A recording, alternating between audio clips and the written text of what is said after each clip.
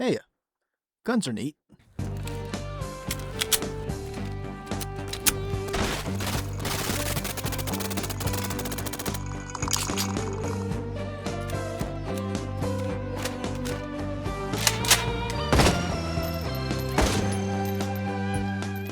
I wanted to do a short-ish video to highlight some cool gun mechanics I've noticed in games. Now, I'm not an expert, I've never owned a gun, and I likely never will, but it's always nice when the game treats them in a fun and realistic way. The point of this video is mostly pointing at cool stuff I've seen in games and putting all those mechanics out on the table for you to look at, and then some rambling and sidetracking here and there. It'll be fun.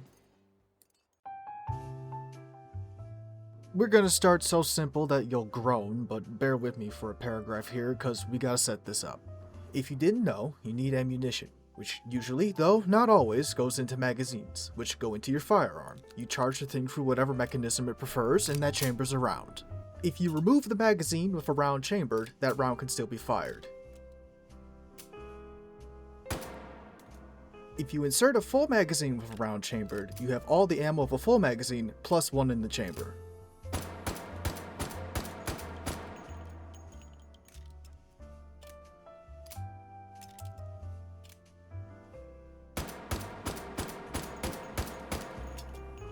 Special mention goes to Resident Evil 4 Remake's one in the chamber system for highlighting this. If you rack the gun with one round in the chamber, you'll lose the extra unfired bullet. Or, unfired shell in this case. Also, as a general note, having to pack your own magazines can give an advantage to revolvers, repeaters, and shotguns, since they have simpler mechanics where you can just load and shoot. While we're waiting, let me tell you, recording stuff in VR is difficult. I have the MetaQuest 3, and you always have to go through all the meta garbage first before you can get through to your PC applications. And even when I do get through, it's very glitchy and prone to crashing or locking up. I think for this reason I'll pick up that Steam Frame sometime just to have a headset that's way more tuned to PC gaming, though I'll have to save up for that. Pricing is crazy right now, and that thing will probably be $1,500 or some nonsense. But I'm hoping with the purchase comes a smoother experience for the 4 games I like to play. It's a niche within a niche within a niche, I tell ya.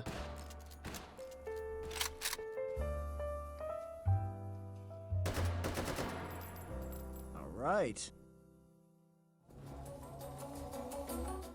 So now that you're in the know, hey up.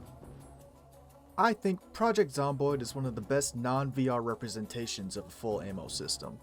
You find ammo either in boxes or in loose rounds, and you manually fill every magazine that you find. It also includes the one in the chamber system that we talked about.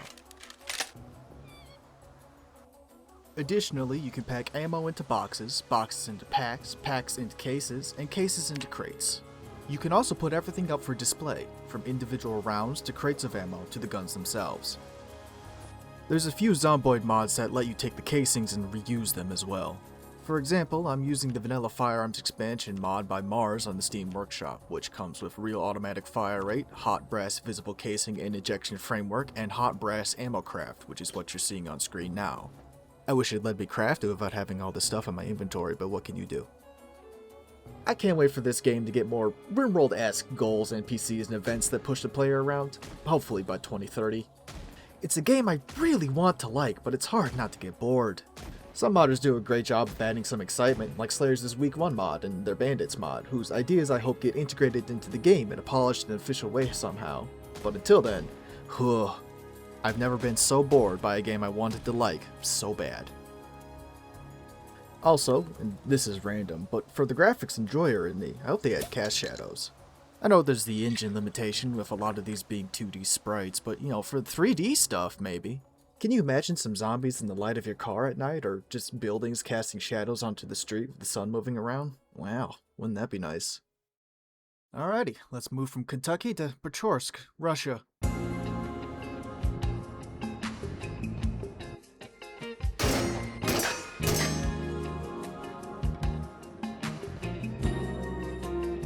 Into the Radius just narrowly beats out Zomboid on this with the added physicality of VR. The general structure of the game leads to more interesting micro decisions and moment-to-moment play.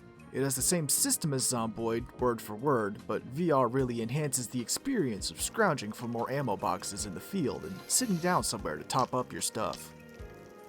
Don't make fun of my shaking now. I see you. I know what you're thinking. It's not that bad. It just looks really bad on camera. That's all. Oof. It's a fantastic experience, but I've never finished it. It's a bit scary for me, especially with the slider enemies. Oh my god. I don't have any more notes on Into the Radius, so it's off to Chernobyl, Ukraine.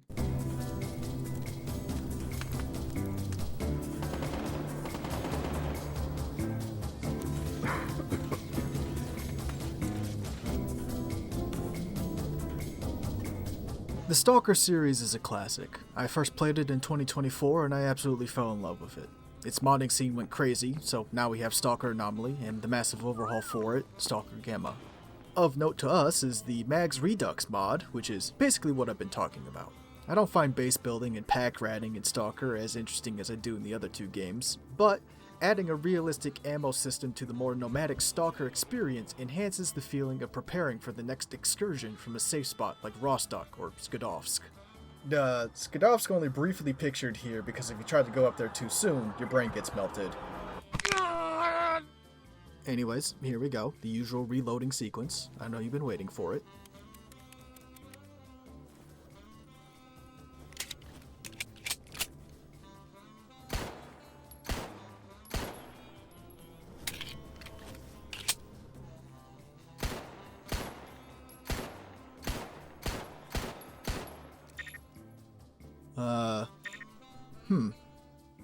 Of course, I forgot to enable the one in the chamber system in the mod settings. This thing is very customizable. Alright, take two.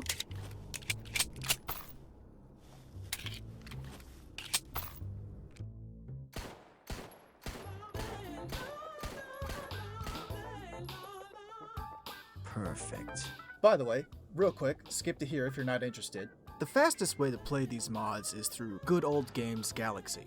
Pick up Call of Pripyat for $20 and you can add Anomaly and Gamma to your library for free. The difference is that Anomaly is the base game and Gamma is the massive mod pack on top of that. Anomaly and Gamma are free, you can get them through ModDB and the Gamma Discord / GitHub repository respectively, but if you got a 20, then GOG is mighty convenient. Back to adding those magazines in. If you prefer a more basic experience, and I know sometimes I do, to add magazines to Anomaly, you'll want the mod configuration menu in Mags Redux 1.5.2. Download those and unzip the game data folders to Anomaly's main directory. I also recommend the mods Gotta Go Fast and Free Zoom. The former so you can speed up the walking, the latter because, well, I don't know about you, but I have a hard time seeing sometimes, and giving your stalker some cybernetic eyes helps. To add magazines to Stalker Gamma, you'll want to open up the mod organizer through GOG's additional executables option. Click Gamma Launcher, and then on that launcher, click Play. Scroll down to toggle on Anomaly Magazine's Redux and ATHI's mod. That is tough. Why'd they write it like that? Scroll down to toggle on Scroll down to toggle on Anomaly Magazine's Redux and ATHI's Mags. God, it's Mags Redux Mod Madness. Why? Why would they do this to me? To me specifically. Scroll down to toggle on the two magazine options here. Alright. Both of which are under the Realistic Magazine's collapsible section. Make sure to toggle off Unjam Reload as instructed. Stalker Anomaly / Gamma is probably the best sandbox for gun nuts. Good motivation, nice progression, and as much or as little fiddling with the guns as you want. In fact, here we go. I'm gonna speedrun a guide to this game.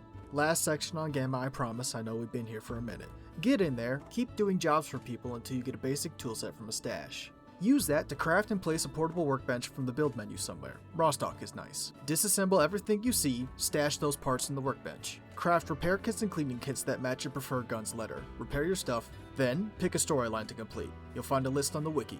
Have fun. If you want to cheat, click the green gear icon in the mod organizer. Add -dbg to the arguments line, and when you're in game walking around, press F7. Enjoy your mystical zone powers.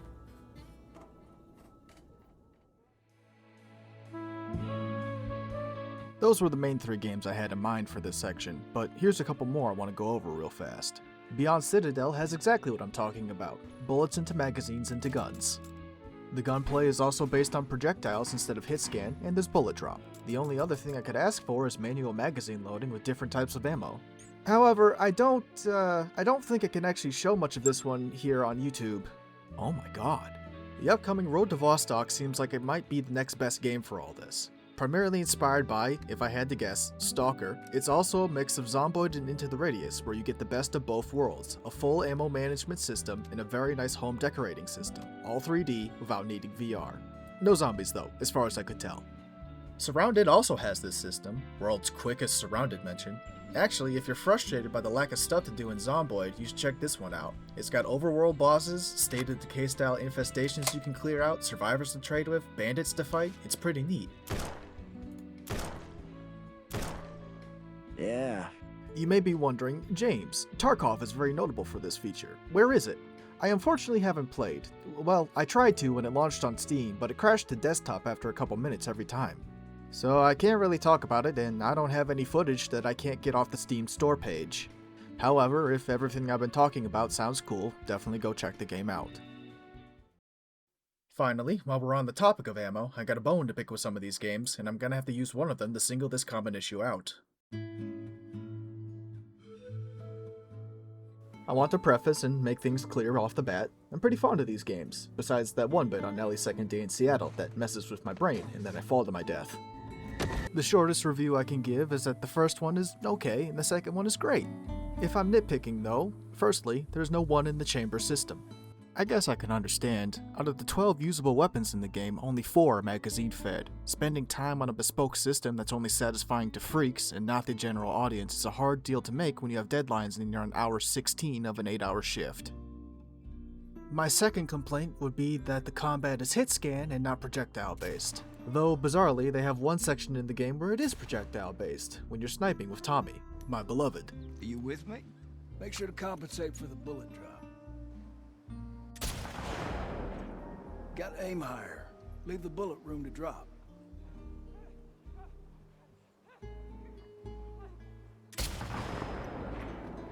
There you go. So, I don't know. F what I said about bespoke systems, I guess, because this is the only place in the game where you have to account for these things. I wish there was more. Additionally, it's just a bit of a missed opportunity because I don't see a ton of games coming out these days that have bullet time, even if here it's only unlockable for New Game Plus runs.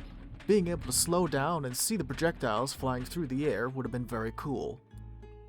Anyways, back to my main grievance. Considering the setting of The Last of Us with its emphasis on scarcity alongside its dark tone and focus on realism, Ellie and Abby throwing those magazines away is pretty wasteful. They don't grow on trees, you know. Look at that. I could have 6 bullets left, and if I hit reload on each shot, then Ellie will just throw down 6 magazines, and it's just like, girl, consolidate your ammunition. Joel does it too, but The Last of Us Part 1 crashes on my PC, and it's just a terrible port all around. It's crazy. Don't think I missed Resident Evil 4 pulling this nonsense earlier. I see you. Speaking of Resident Evil, I have to critique the remake of the second one here real quick. I think the original does a better job with its storytelling and atmosphere. The remake is fun, but it kind of feels like a tech demo, you know? And if I had to pitch it, I think the perfect version of the original Resident Evil 2 would include skippable cutscenes and the N64 non-tank controls. As much as I want to vibe with the tank controls, it's nice to have the option for regular movement. I mean, look at this. It's broken, but it's fun. It'd be a funny New Game Plus option. He's got moves! When it comes to ammo and magazine management, however, it starts getting kind of strange. The remake of 2 has animations that could pass for them being put away, but then the audio has it sound like they're being dropped on the floor, tailor-made to upset me specifically. But, then again, you could say they're being faithful to the original. Shout out to Metal Gear Solid 3 for not doing this. Snake puts the magazines away. You can even use them to distract guards. Now that's almost good object permanence. I say almost because while emptying a magazine does put it in your inventory, they all mysteriously turn into 1911 mags.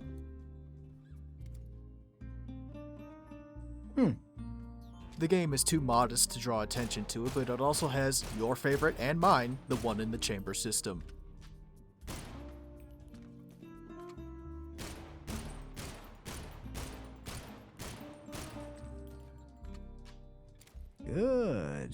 And before you ask, no, neither version of Resident Evil 2 keeps track of the extra round. Damn. The original doesn't even let you reload without emptying the gun first, which is funny because they don't rack it after reloading.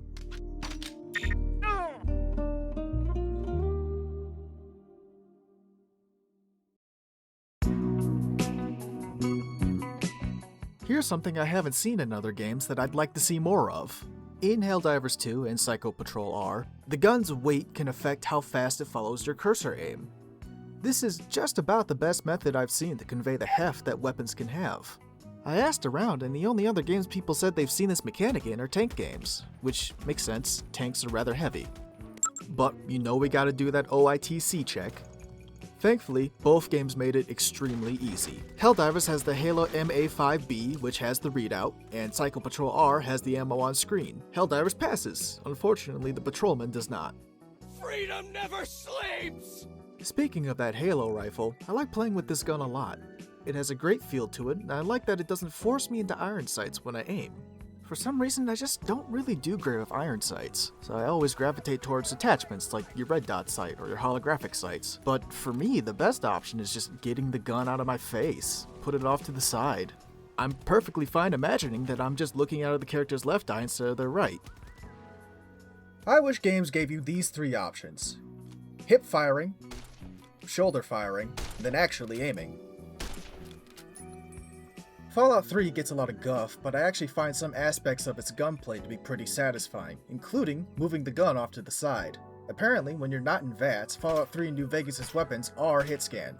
I believe that for New Vegas, but whew, it really does not feel like that for Fallout 3. For the longest time, I believed in the joke that the guns are just reprogrammed magic staffs from Oblivion casting Fireball really fast.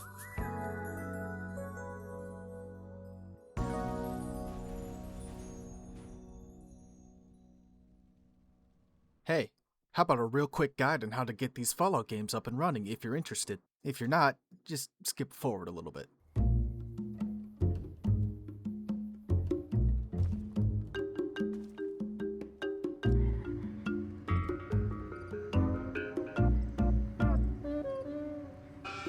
I'm just talking about Fallout 3 and New Vegas here, but you can grab the whole set besides Fallout 76 on GOG Galaxy. In a similar vein to Stalker Gamma, you can even pick up Fallout London if you own 4. If you're a Steam loyalist, you can pick up New Vegas there. However, the Steam version of Fallout 3 updated some time ago to remove games from Windows Live. This has the funny side effect of breaking the Fallout 3 script extender. So, downpatch, or just get it off GOG, as their version still works with everything.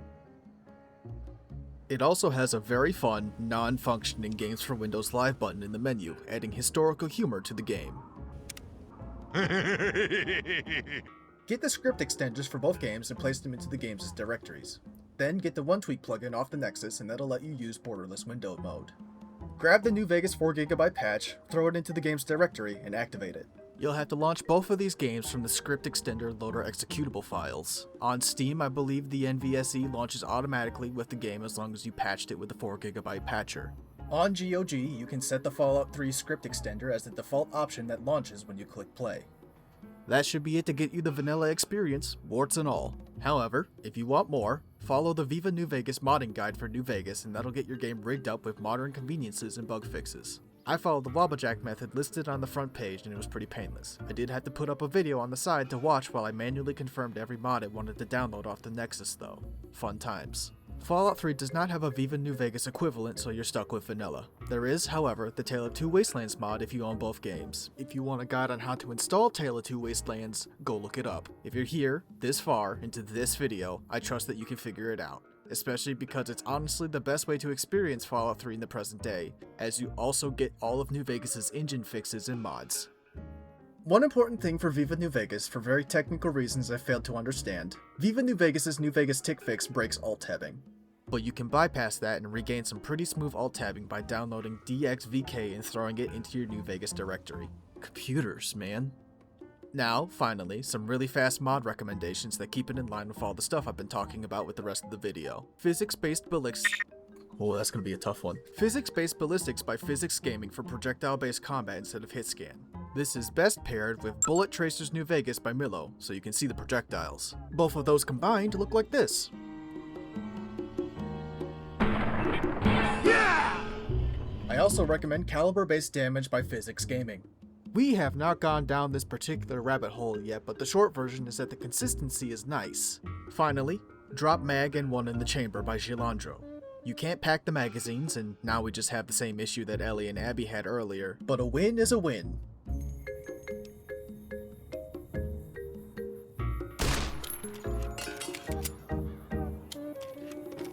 Yeah! At this point, you get the gist. Go check out the Tale of Two Wastelands and the newly released fan expansion pack, The Long 15.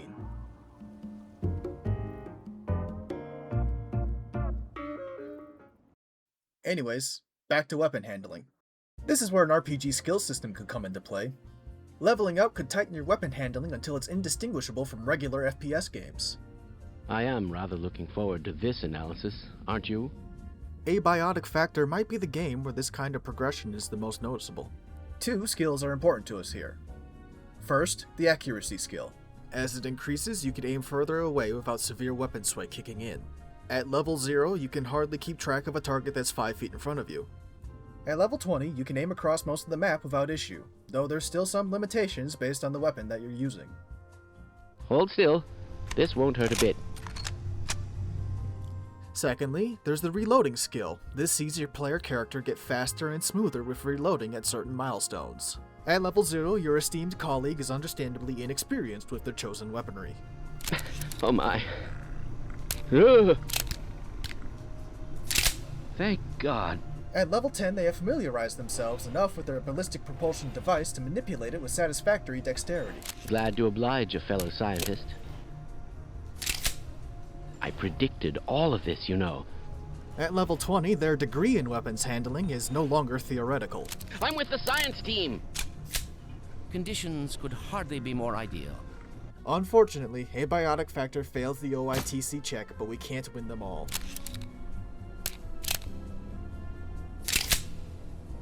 Arg!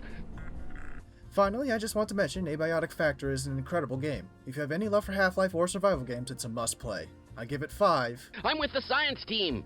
out of 5. Okay, let's get out of here.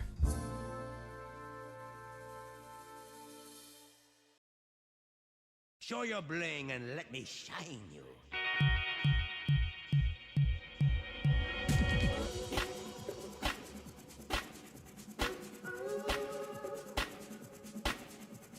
We smooth.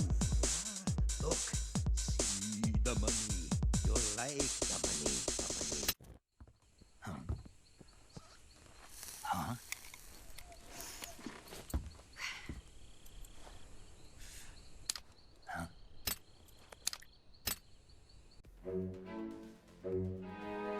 Firearms customization is fun, but I'll be honest with you, I'm just not the kind of gun nut that's getting too deep into the woods with it.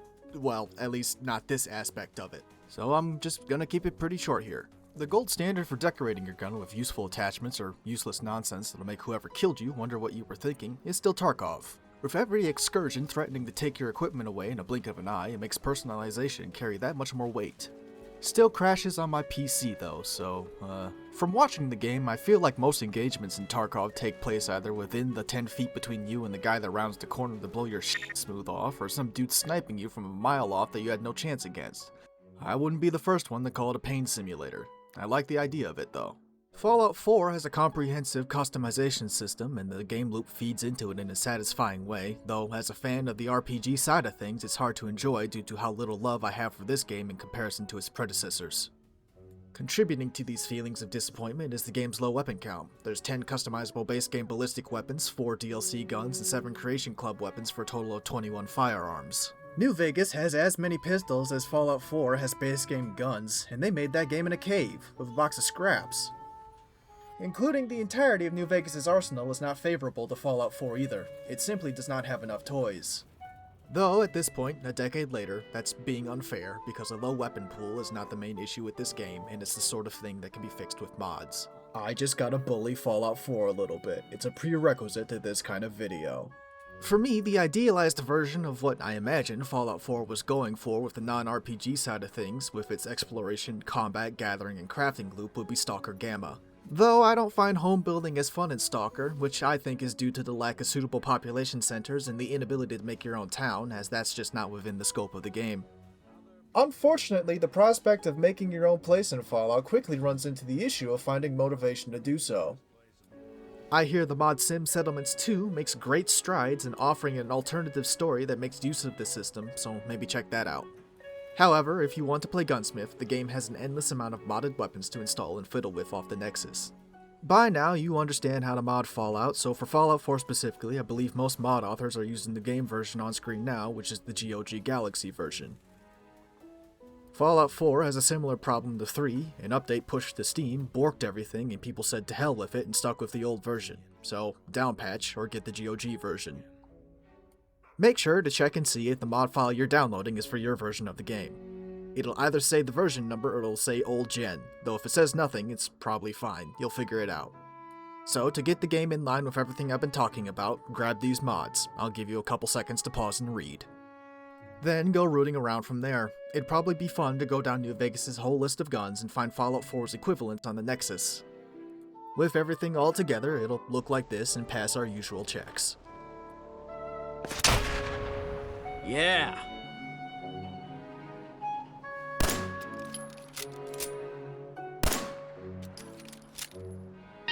Well, the Mafia wasn't accepting applications, but I do my best.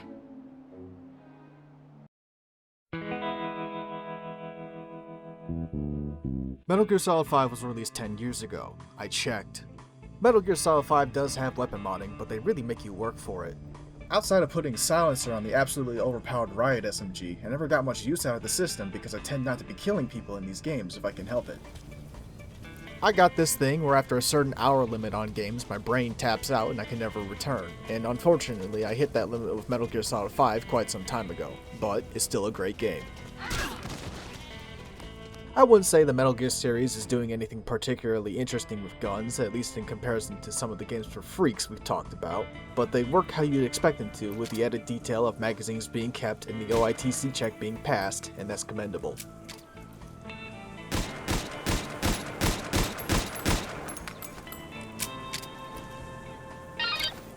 You're pretty good. He's kicking it. Everyone says stop kicking it.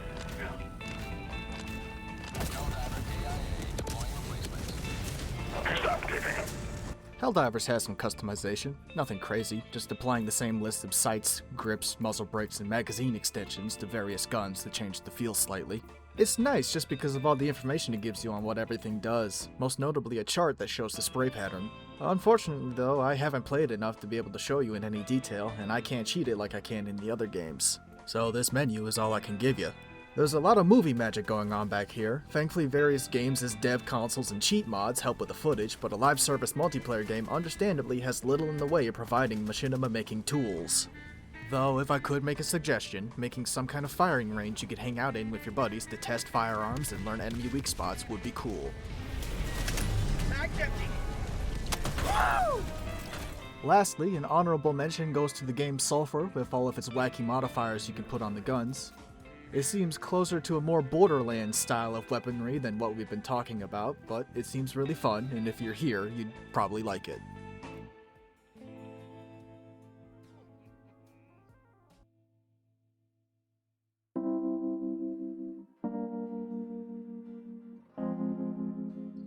Ideally, damage is dealt by the caliber of bullet, then velocity for softer targets if the round doesn't puncture through the armor. Highlighting a system like this would require the game to give a lot of information to you for you to actually even notice. You'd need an array of weapons, a good stat screen, and good usage of things like hit feedback and a medical system. Detail like this might be for the super freaks. Thankfully, One Game for Freaks has a mod that's exactly for super freaks.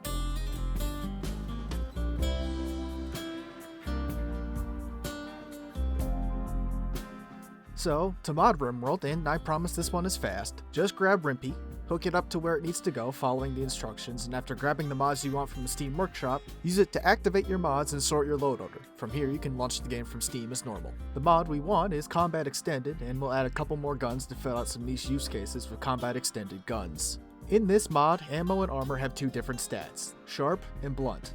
I'll have these two demonstrate. Say hello to Jackalope, aka Jackie, and her friend Easy. And I warn you, this is going to get a little bit inside baseball, but I figure if you're this deep into this video, you're here for this. Jackie's 1911 is firing 45 ACP full metal jacket rounds, which have a sharp penetration of 3.5. Easy's plasteel chestplate has sharp armor of 9.6 and his helmet 10.4, so he should be fine. As we can see, not a scratch on him. So, let's equip Jackie with an FAL and give her 7.62 hollow points. This ammo has a sharp value of 6, which won't get through Easy's sharp armor, but his blunt armor is only 14, compared to the caliber's blunt penetration of 66. So, that's gonna leave a pretty nasty bruise, and sure enough. Shit! Hit him a few more times and the pain will knock him down. Jackie did wing him in the arm as well, which was not covered by his vest. A flak jacket would cover his arms and flak pants would cover his legs, but not by much. If we cover Easy up and have Jackie hit him with 45 ACP from different guns, he'll survive, though anytime he did get chewed up, it's because Jackie hit his arms, causing either a bruise or actually penetrating through the armored jacket. As fun as it'd be to spray him with 22 and have him be completely unfazed by it, his limbs get Swiss cheesed pretty fast, and I haven't found a good armor mod that's in between flak jackets and recon armor for limbs. So I took a day to make my own. It lets you tank a magazine before you get downed from the bruising, but you won't bleed out. There's a link in the description. And if you're worried about Easy back there, he'll be fine. The architect protects him. Jeez. Either way, some armor is better than no armor. Being downed because some 7.62 knocked you on your ass is better than being downed because the same round ripped through your heart. That said, once you do get to recon armor, a lot more stuff starts bouncing off.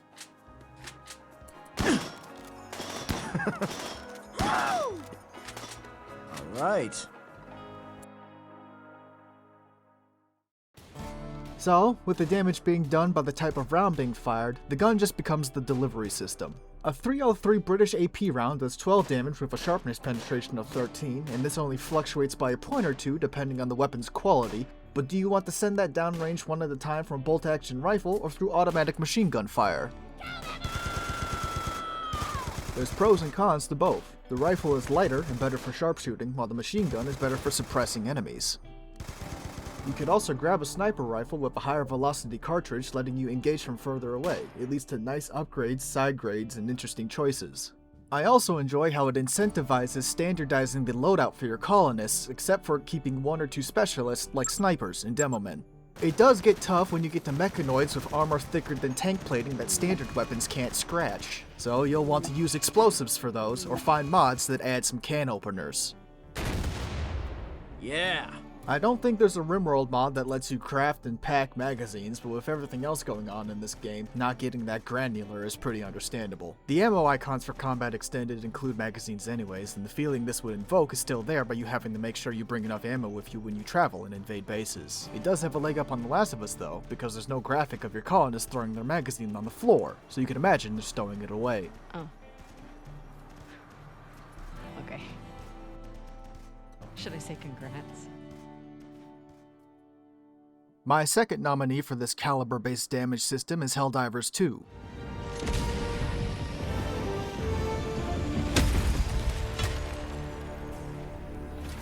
We shall fight in the streets. We shall fight on the sidewalks.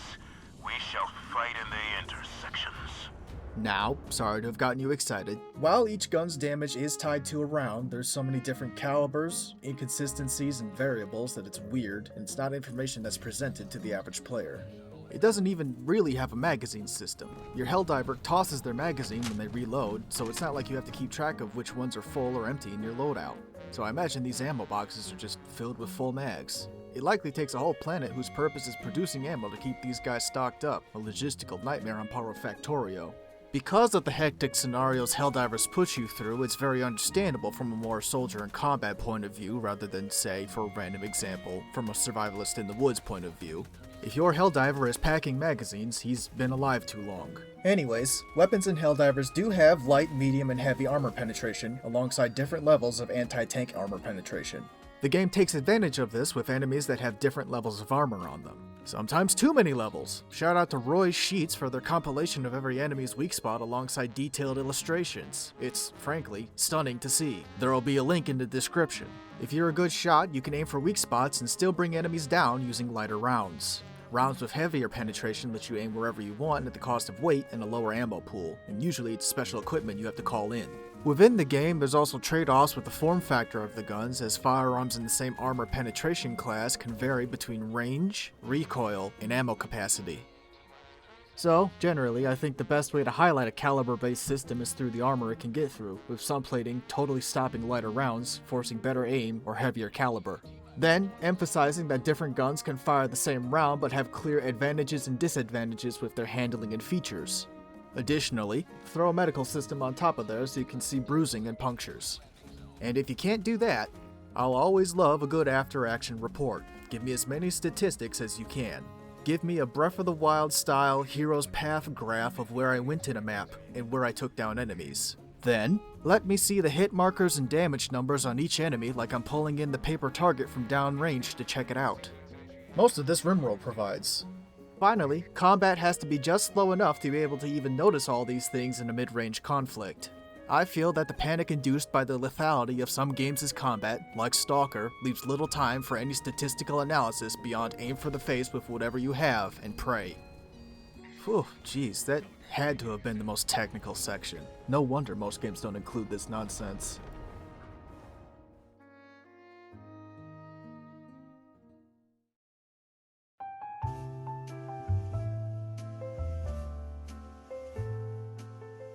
So I suppose ultimately, my perfect game would give me all of these mechanics. Packable magazines, a one-in-the-chamber system, bullet time, projectile-based combat instead of hit scan, weapon drag, gun customization, caliber-based damage with a medical system and an after-action report, and finally, a baseball bat. Because after all this, hitting the enemy with something solid might be the simplest, best solution.